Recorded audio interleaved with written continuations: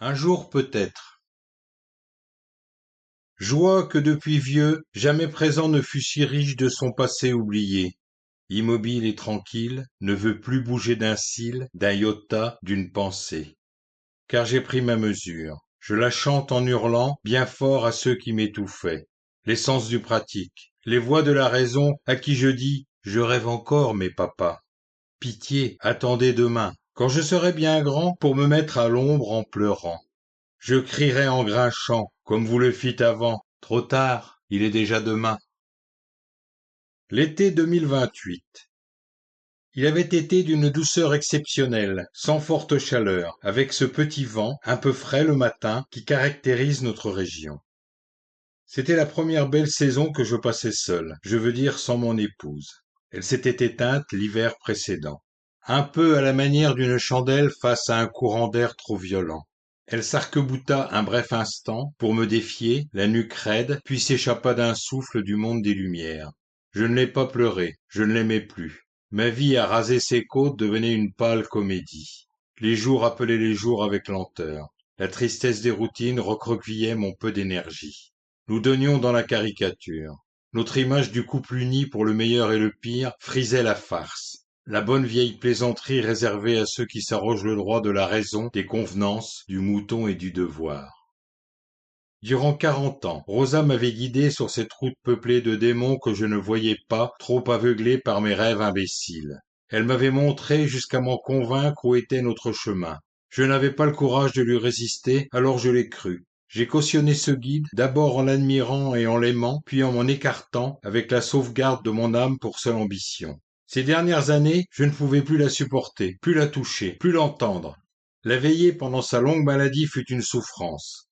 J'attendis sa fin en sentant déjà qu'elle serait d'abord et avant tout ma propre délivrance.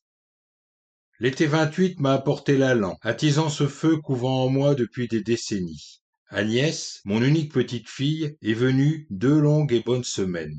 J'ai puisé sa force, sa soif de vivre. Pour m'en repaître, après son départ, rebondir, revivre au petit matin mes rêves absurdes, disait la défunte, et que vive l'octogénaire avant qu'il ne retombe outre. À présent, je me lève, pas trop frais mais disposé à l'aventure d'un jour neuf. Je souris au petit déjeuner, je dis bonjour au soleil, salue d'un geste un oiseau, ou chante mes louanges aux arbres. Agnès m'a donné tellement de bonnes raisons de m'y mettre enfin, quels que soient les obstacles apparents, qu'un sang nouveau abreuve mes impulsions. Fort de cette irrigation nouvelle, même si je n'ai pas encore fait le premier pas, je me sens, je suis, et je m'en réjouis assez pour meubler mes journées. Je connaissais des limites à ne pas franchir, je savais qu'il me serait difficile de revenir en arrière, de faire comme avant. J'avais peur de passer la haie tout en brûlant de le faire. Rosa et les autres m'avaient juré qu'une fois franchi la limite, qu'une fois poussé la porte du fond, ce serait une chute insensée dans un trou sans fin, un gouffre de désillusions. Je me suis donc appliqué, tout au long de ma vie, à ne pas prendre de risques malgré l'appel qui déchirait mes tripes. Agnès, du haut de ses 31 printemps, m'a ri au nez. À quoi bon la vie dans de telles conditions? À quoi riment ces interdits qui te fixèrent et te fixent en dehors de toi? Tu n'as plus d'excuses à faire valoir. Je reviendrai dans quelques mois et gare à toi si tu n'as pas commencé à vivre ta destinée. L'année 1958. À 10 ans, je savais déjà ce que je voulais faire, mais je n'osais pas le dire. Je craignais un père. Je ne doutais pas de son affection. Je savais qu'il me pardonnerait toujours, mais j'étais si effrayé à l'idée de le décevoir qu'il me fut impossible de lui donner mon avis. J'étais cloué, étouffé par la peur de faire mal. Pour moi, il était le modèle impossible à suivre, la référence inventée sans pouvoir l'imiter, ni avoir l'outrecuidance de le faire. Il était le maître absolu de ma destinée. Je n'imaginais d'ailleurs rien sans sa bénédiction, sans un aval, un signe de tête approbateur, un petit geste affectueux avec ce zeste de condescendance qui en faisait un être supérieur. Une sorte de Dieu placé si haut que le moindre de ses regards était suivi les yeux fermés. Lui s'en arrangeait fort bien de cette dévotion, et que le modeste vermisseau qui lui devait la vie soit apeuré l'amusait. Parfois nous avions de longues discussions que je voulais complices et tendres, mais qui n'en avaient que l'apparence. Des discussions à sens unique, durant lesquelles je confirmais les réponses que ces questions induisaient. Je l'écoutais béat, admirant cet homme paré de tout. Ne lui cachant point, je buvais la moindre de ses paroles. Il se levait ensuite, conscient du devoir accompli, persuadé d'avoir été à la hauteur de la tâche. D'une tape un peu rude, sorte de bourrade virile entre hommes, il concluait son long monologue, satisfait d'avoir échangé quelques idées avec son fiston. Cette année-là, je connus mes premiers succès scolaires. Un premier prix de dessin et un accessit de musique gratifièrent mes efforts.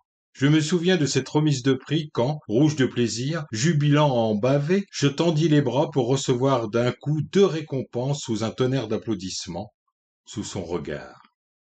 Cette année-là, je connus ma première grande déconvenue. Car après mon succès public incontestable, une fois de retour à la maison, mon père m'a dit: J'espérais de ta part autre chose, mon fils. Quelque chose de sérieux, d'un peu plus consistant. Les grandes vacances furent un calvaire. Je devais travailler mon orthographe, ma grammaire, et revoir les grands principes qui firent la gloire de ce cher Euclide. Je devais ne plus perdre de temps en vaine discipline pour me consacrer à mon avenir et faire en sorte qu'il ne soit pas approximatif. Je devais comprendre la gravité de la vie. Je devais mettre à profit mes vacances pour amorcer un virage à 180 degrés. Je devais tant et tant qu'il m'apparaissait impossible de satisfaire un jour mon créancier. J'ai fini par comprendre qu'à chaque instant, l'oisiveté et le laisser-aller pouvaient m'entraîner sur de périlleux chemins de traverse. Et j'ai renoncé à mes matières fétiches pour rester concentré sur l'essentiel. D'ailleurs, il me disait: Tu dois aller à l'essentiel, le reste ne doit pas te distraire. Je devais. Le simple fait de se baigner par un bel après-midi donnait lieu, dès le souper, à une leçon sur la portance ou sur la densité. Le simple fait de rire pour une histoire idiote incitait l'autre à m'expliquer l'humour et à m'assommer d'histoires au 2e degré que je ne comprenais pas mais qui devaient me faire rire. Pas trop aux éclats, plutôt sourire. Cette année-là, j'appris qu'il était possible de détester son idole, de la brûler, et que c'était facile. Pourtant, comme pour tout, il y eut des signes avant-coureurs. Le Noël d'avant, par exemple. Quand il m'offrit à la place d'un coffret de peinture pour barbouiller, un mécano XXL pour construire. J'aurais dû comprendre que cet homme, qui se disait mon père, ne roulerait jamais pour moi, son fils chéri. J'aurais dû comprendre que je n'étais qu'un pion qu'il manipulait pour jouir de son pouvoir. Cette année-là, il décida, de concert avec ma terreur, qu'il me faudrait une filière scientifique. Il était persuadé de m'avoir laissé choisir. J'avais dit oui, sans trop savoir. Que pouvais-je faire d'autre?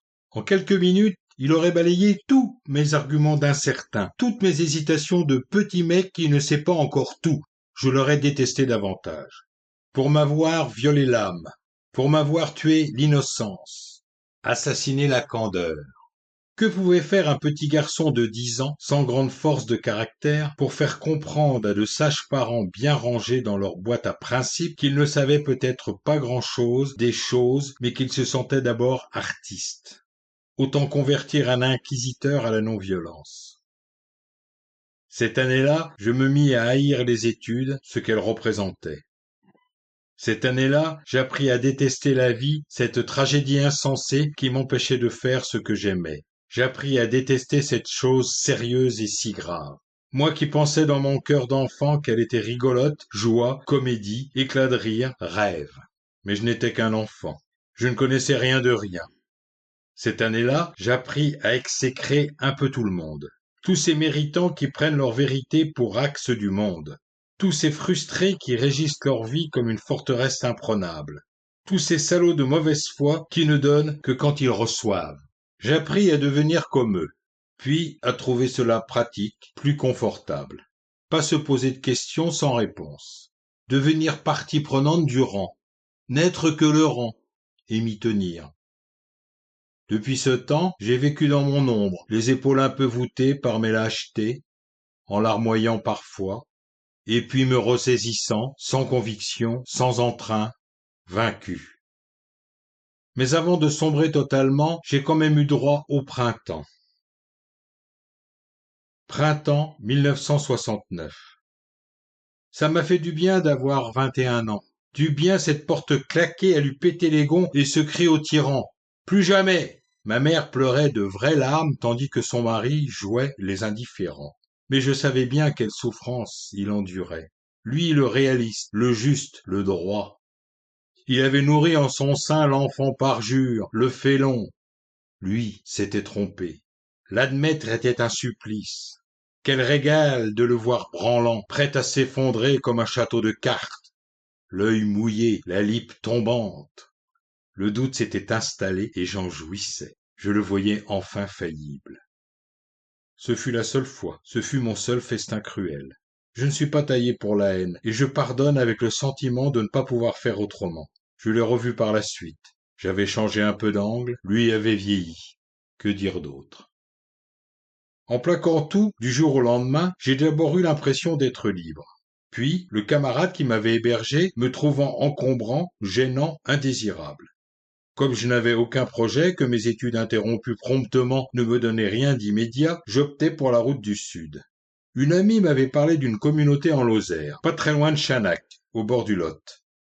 Un endroit où je pourrais attendre l'été, entouré de peace and love, mais surtout de love.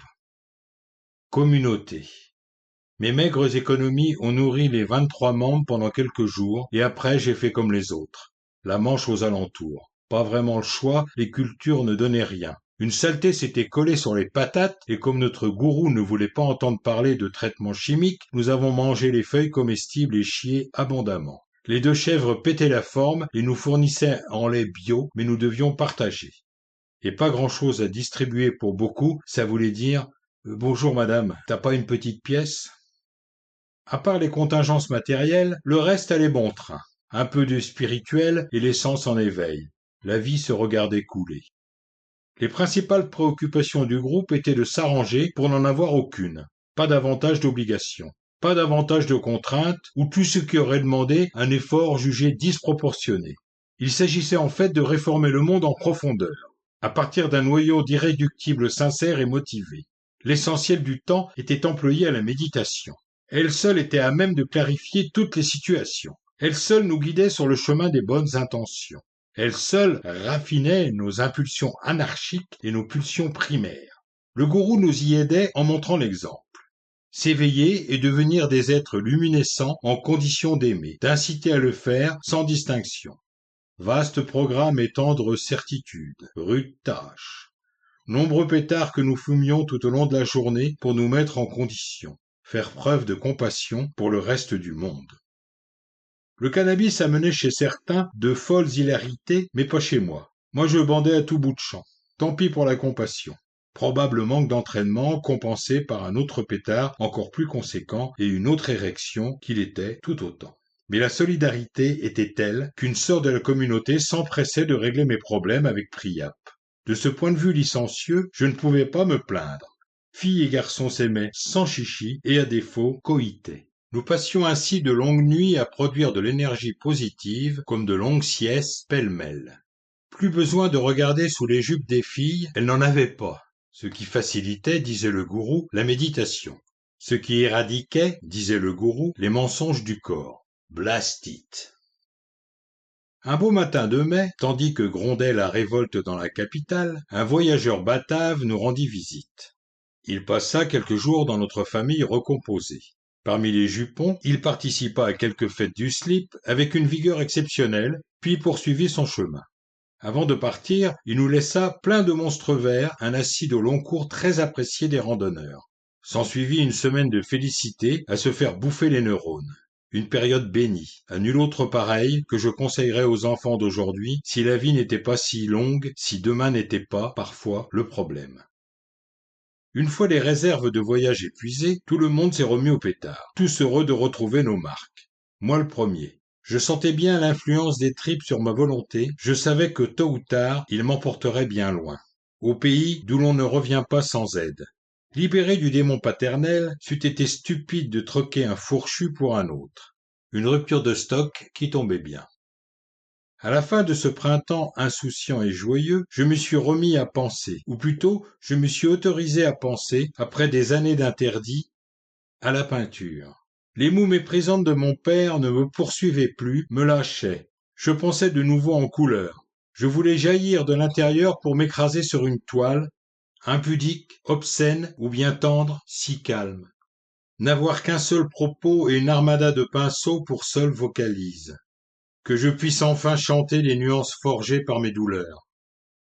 mais une souffrance à ne savoir que faire, à trembler, sangloter, douter, une souffrance à déchirer mes certitudes, à permettre de terribles angoisses, une souffrance qui attisa mes peurs.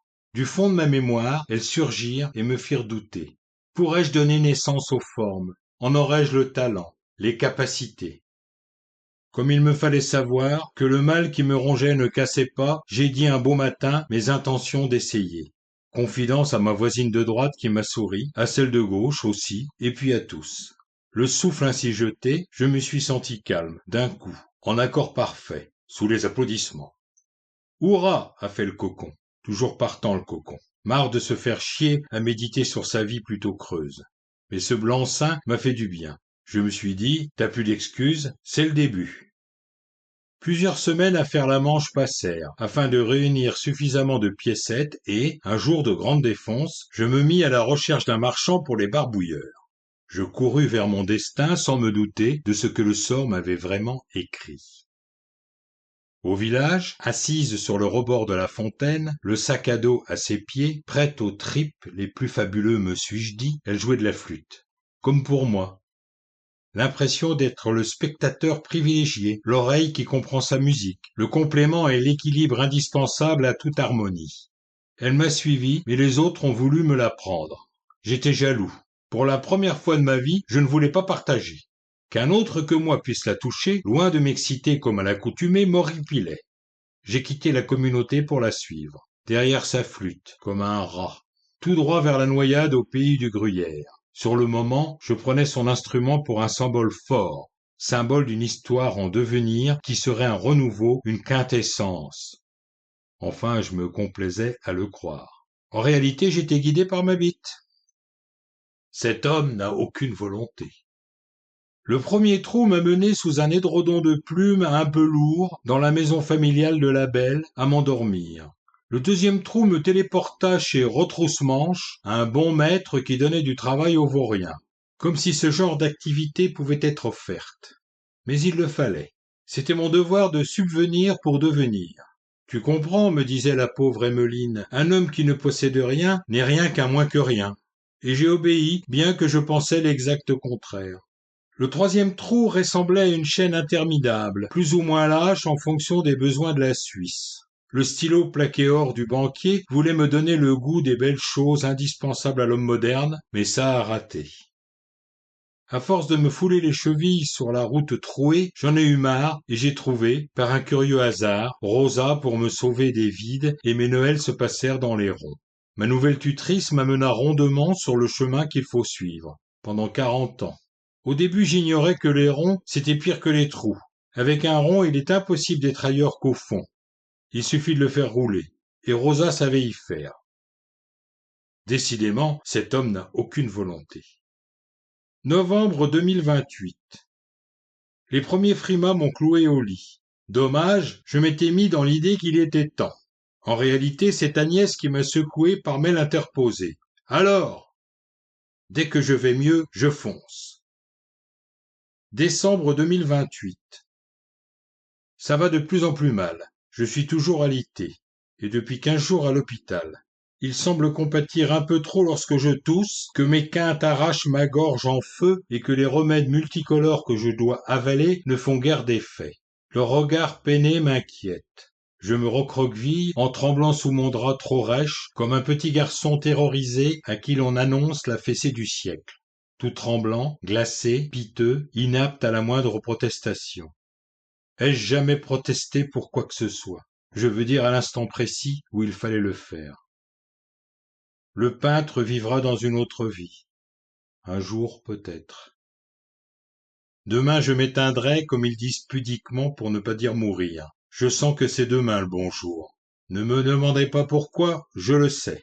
Je m'éteindrai sans ressentiment et pourtant, là encore, je devrais en avoir. Je m'éteindrai sans jamais avoir osé.